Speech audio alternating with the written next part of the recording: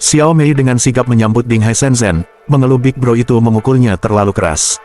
Yinyin tidak mau kalah, segera ia memberikan pria itu posisi pengelola perumahan di streamnya, memintanya menjadi bagian dari keluarganya agar tidak tergoda stream lain. Perbedaan skor langsung melebar 169 poin. Penonton bersorak riuh. Mereka tak percaya streamer kecil ini benar-benar hoki karena akhirnya menarik perhatian orang kaya, meskipun mereka heran mengapa si kaya mau membayar padahal bisa mendapatkannya secara gratis. Yinyin bertanya apakah broter itu masih ada. Ia menawarkan bernyanyi karena tidak bisa menari. Begitu Yinyin mulai menyanyi, nada falsnya langsung membuat penonton memohon ia berhenti, bahkan menyarankan Yinyin menari saja, menyamakan gerakannya dengan orang sedang rehabilitasi. Jiang Cheng berpikir, Yinyin terdengar polos dan lucu saat bernyanyi, lumayan menggemaskan. Dari akunnya, ia mengizinkan Yinyin melakukan apapun yang disukai. Xiao Mei yang terdesak memohon broter Dazu membantunya menang di babak pertama. Dazu segera menyanggupi, dan Xiao Mei berterima kasih atas 2 ronde dan 3 tembakan yang sudah ia berikan. Jiang Cheng melihat duel itu menarik, dan ia memutuskan untuk menambah 3 roket lagi. Xiao Mei memberitahu broter Dazu bahwa Ding Hai Shenzhen mulai menyusul, memicu pertanyaan dari Dazu apakah itu benar. Xiao Mei pun meminta penonton menulis, broter Dazu memang hebat. Di komentar, Yinyin mengeluh melihat pendukung pertamanya langsung turun drastis. Penonton berseru, mereka terkejut babak PK pertama sudah sebesar ini, dan mereka menduga Yinyin akan segera diambil alih si orang kaya itu. Jiang Cheng berkomentar, menyindir apakah Yinyin takut pada 5 roket. Ia memuji wajah polos Yinyin dan bertanya apa yang akan gadis itu lakukan selanjutnya. Seketika, siaran Yinyin mulai tersendat. Xiao Mei juga merasa siarannya macet dan bertanya apakah broter Dazu masih di sana. Yinyin terkejut melihat Ding Hai Shenzhen baru saja mengirim 20 roket sekaligus, setara 40.000 yuan. Ia yakin lawannya menyerah dan ia memenangkan babak itu. Xiao Mei, yang kalah, segera memuji Yinyin yang beruntung. Ia menawarkan diri menari untuk Ding Hai Shenzhen lain kali dan membanggakan kemampuannya menyetir. Yinyin berseru gembira, jumlah penontonnya sudah tembus 10.000. Ia berterima kasih kepada broter Ding Hai Shenzhen atas dukungan besar itu, dan memohon pria itu mengatakan apa yang ingin ia lihat Yinyin lakukan sekarang. Jiang Cheng berpikir, filter kecantikan kamera justru mengurangi pesona alami Yinyin, meskipun nama live streamnya Xiao Mei. Jiang Cheng membalas dengan akunnya, aku ingin kau matikan filter kecantikan itu. Penonton heboh. Yinyin memohon, mengatakan ia takut broter itu kaget. Ia berpikir, siapa yang siaran tanpa filter sekarang, tetapi ia menyadari broter itu sudah mengeluarkan banyak uang, jadi ia harus menurutinya. Yinyin pun mematikan filter. Penonton langsung heboh. Mereka memuji, belum pernah melihat streamer secantik itu sebelumnya, dan mereka menyimpulkan bos kali ini bertaruh tepat. Yinyin terkejut, ia melihat jumlah penonton dan komentar positif malah naik. Penonton memohon agar ia tidak memakai filter kecantikan lagi. Yinyin memohon kepada Ding Hai Shenzhen untuk membantunya menang 1 ronde lagi agar ia bisa melanjutkan siaran bulan depan. Babak kedua koneksi pun dimulai. Lawan Yinyin, Sweet Xiaotian, menyapa. Ia memuji daftar broter di ruang siaran Yinyin luar biasa.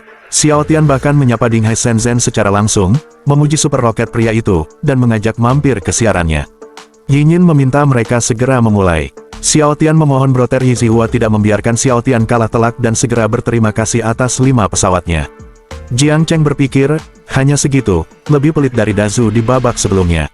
Ia memutuskan melempar 5 roket, melihat apakah Yizihua akan membalas. Yinyin berterima kasih kepada Ding Hai Shenzhen atas 5 super fire dan memuji pria itu. Xiaotian terlihat lemas. Dengan dukungan terus-menerus dari Ding Hai Shenzhen, Jiang Cheng, Yinyin menang beruntun di setiap ronde sampai akhirnya masuk babak final. Lawan Yinyin di babak final, Dai Xiao Mei, menyapa. Ia berkata senang bisa siaran final PK bersama Yinyin. Yinyin terkejut, ia berpikir ia bisa satu panggung dengan Dai Xiao Mei, salah satu dari 3 pilar utama platform. Ia merasa ini terlalu berlebihan untuknya. Yinyin menyapa balik. Ia berkata ia tidak punya bakat khusus dan mengusulkan mereka mulai saja. Dai Xiao Mei menyanggupi. Ia memutuskan untuk menari dulu. Ia berpikir, Guild sudah mengonfirmasi munculnya Big Brother itu dan mengakui bahwa ia menyukai Brother seperti itu.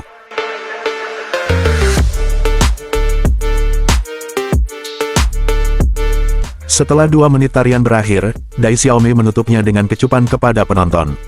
Jiang Cheng berkomentar dengan akunnya, dia menari dengan sangat baik. Aku suka sekali melihatnya, jadi teringat pada Dai Xiao Mei. Penonton langsung menyindir Xiao Mei. Mereka menduga Brother Shenzhen hanya iseng karena Xiao Mei hanya modal wajah. Yinyin memohon kepada Brother Ding Hai Shenzhen, bertanya apakah ia meninggalkannya. Ia berkata, mereka tinggal selangkah lagi jadi raja bersama. Jiang Cheng membalas dengan akunnya, lihat apa yang dikatakan Dai Xiaomei. Kau cuma tahu memanggilku Brother. Bagaimana bisa jadi raja bersamaku? Kalau maksudmu olahraga ramai-ramai, mungkin bisa kupikirkan. Yinyin terkejut.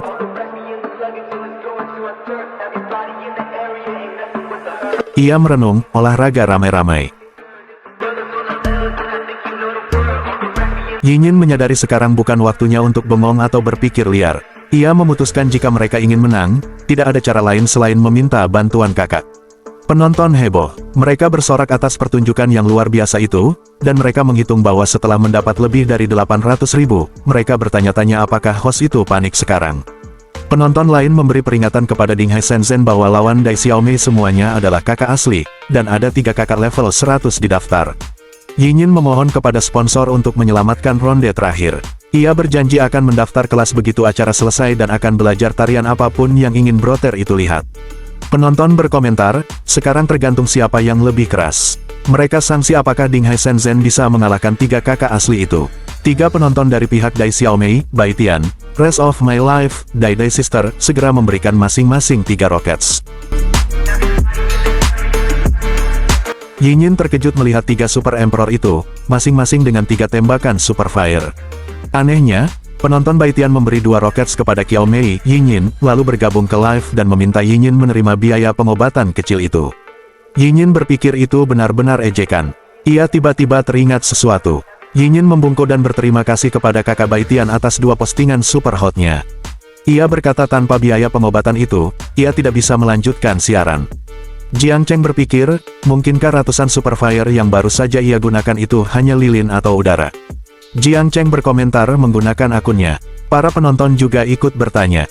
Mereka tertawa, tak menyangka Xiaomei akan begitu kuat saat menyindir.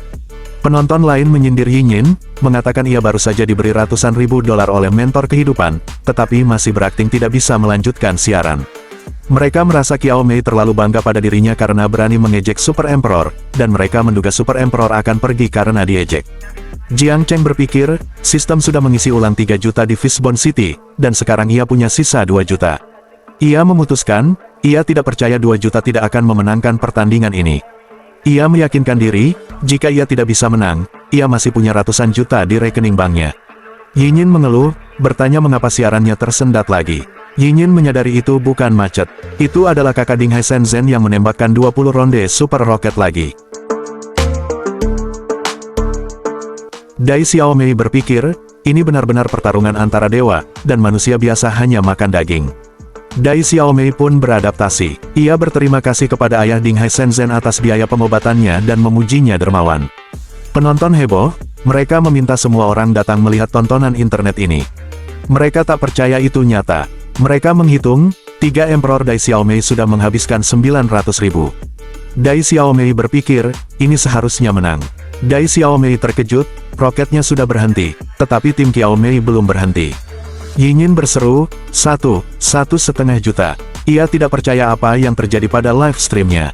Ia merasa ini adalah live stream terheboh seumur hidupnya.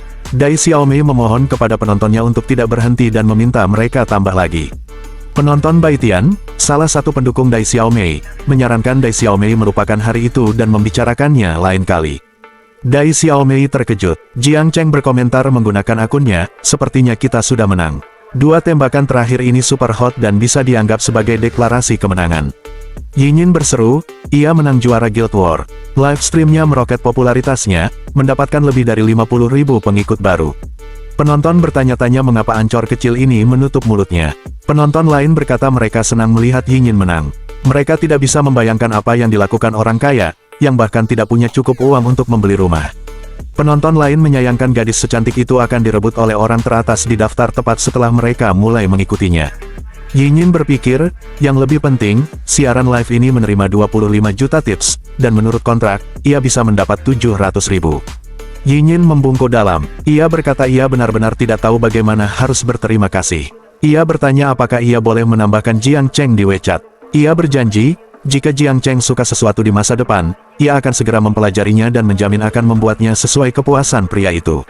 Jiang Cheng membalas dengan akunnya, mengatakan tidak perlu, ia hanya kebetulan lewat.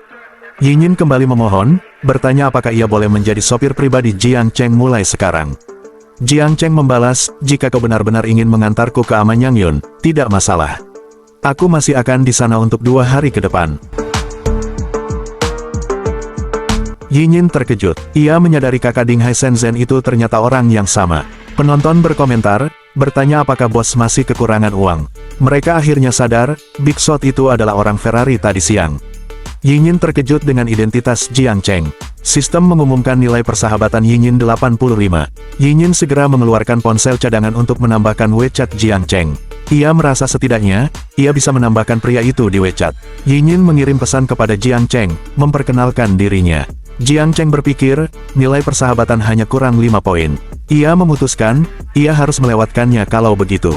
Sistem mengumumkan misi selesai, Jiang Cheng memimpin stream Xiaomei meraih kemenangan dalam Guild War. Mengingat kepuasan streamer mencapai level tertinggi, SSS, sistem memberi hadiah Super Critical Hit 1000 kali, total 2,3 miliar. Sistem bertanya apakah ia mau menariknya segera. Jiang Cheng berseru, 2 miliar 30 juta. Jiang Cheng segera menekan tombol, iya. Pada panel sistem, Jiang Cheng berpikir, ia bersenang-senang online, merasakan kegembiraan menghamburkan uang, dan mendapat 2 miliar. Ia merasa ini keterlaluan, uang sangat mudah didapat. Keesokan harinya, Jiang Cheng masih tertidur ketika notifikasi pesan masuk dari Yinyin berbunyi. Yinyin bertanya apakah Jiang Cheng butuh sopir pribadi hari itu, dan ia menegaskan ia tersedia 24 jam sehari. Jiang Cheng berpikir sambil membaca pesan itu, gadis kecil ini masih terlalu dini. Sementara itu di rumah, Yinyin berpikir ia tidak bisa tidur sama sekali setelah tahu bahwa pria itu adalah kakak Ding Hai Shenzhen. Ia bertanya-tanya kapan kakak akan membalas pesannya. Balasan pesan Jiang Cheng tiba. Ia mengatakan karena ia punya janji dengan Wang Zheng untuk pergi ke Tax, ia benar-benar butuh sopir pribadi. Yinyin berseru gembira, kakak membalas. Yinyin memeluk bantal dan memejamkan mata. Ia bertekad harus mengejar tidurnya agar bisa dalam kondisi terbaik untuk melayani kakak malam itu. Yinyin berpikir lagi. Ia menyadari saat ia berpikir tentang melayani kakaknya, ia tidak bisa tidur lagi. Ia menasihati dirinya sendiri untuk cepat tidur. Singkat waktu, jam 8 malam. Jiang Cheng menyambut Yinyin. Ia bertanya mengapa Yinyin datang pagi sekali, karena ia bilang tunggu sampai ia selesai minum. Yinyin membalas, ia berkata Jiang Cheng sangat membantunya tadi malam, dan ia tidak mungkin membiarkan Jiang Cheng menyetir sendiri. Ia menegaskan ia harus menjadi sopirnya sepanjang waktu. Yinyin memberitahu, Tax adalah bar terbesar dan paling ramai di Shanghai. Ia berkata banyak selebriti dan selebgram pergi ke sana untuk bermain. Jiang Cheng menyuruhnya membawa pria itu melihatnya. Di tempat tujuan, di depan pintu masuk, banyak wanita cantik berpakaian seksi melihat Jiang Cheng. Mereka bertanya siapa pria itu. Mereka berpikir ia sangat tampan, dan jam tangannya tidak terlihat murah. Mereka menyimpulkan, siapapun dia benar-benar tampan. Mereka mengakui belum pernah melihat orang setampan itu. Mereka memutuskan untuk mendekati pria itu dulu. Mereka menilai semua pakaian pria itu bermerek, ia pasti generasi kedua orang kaya. Seorang wanita bernama Hailey meminta izin menambahkan WeChat Jiang Cheng.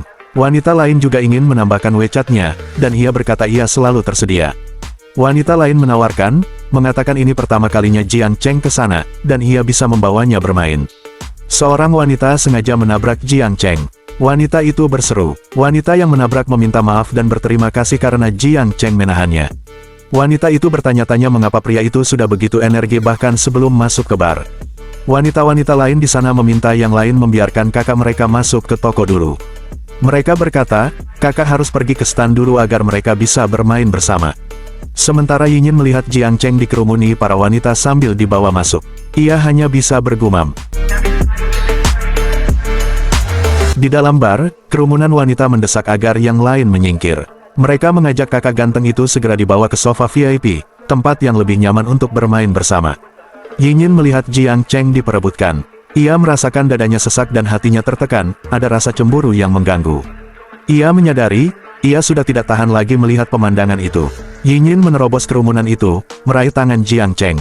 Ia mendesak semua orang untuk memberi jalan, ia menyatakan bahwa Jiang Cheng sudah memiliki pasangan.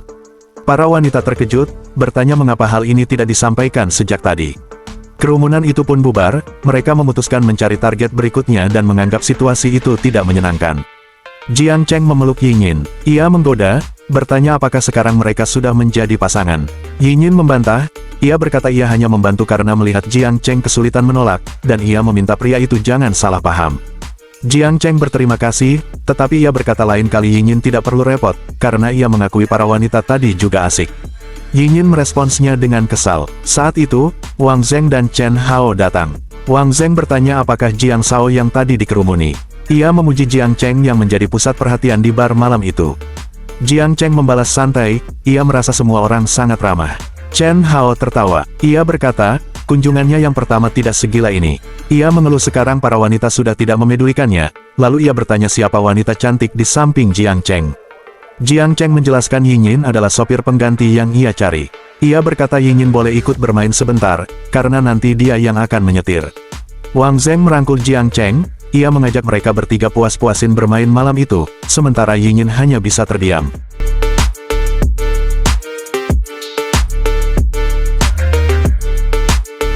Wang Zheng meminta para wanita menyapa Jiang Shao. Para wanita serempak menyambutnya. Jiang Cheng melambaikan tangan, ia merasa pengaturan ini sudah rapi. Wang Zheng memerintahkan manajer Li menyiapkan 3 set naga dewa, agar suasana makin ramai. Manajer Li menyanggupi, berjanji segera menyiapkan minuman, camilan, dan buah. Yinyin berbisik kepada Jiang Cheng. Ia terkejut melihat naga dewa, sungguhan yang ia baru pernah lihat di video. Jiang Cheng berterima kasih pada Wang Zheng. Wang Zheng membalas, ia berkata 3 set naga dewa, yang hanya 300.000 itu tidak sebanding dengan ikan bibir kuning yang Jiang Cheng traktir semalam. Wang Zheng pun cerita kepada para wanita, mengatakan Jiang Shao mentraktirnya makan ikan bibir kuning yang sekali makannya menghabiskan 3 juta. Para wanita terkejut. Manajer datang membawa minuman.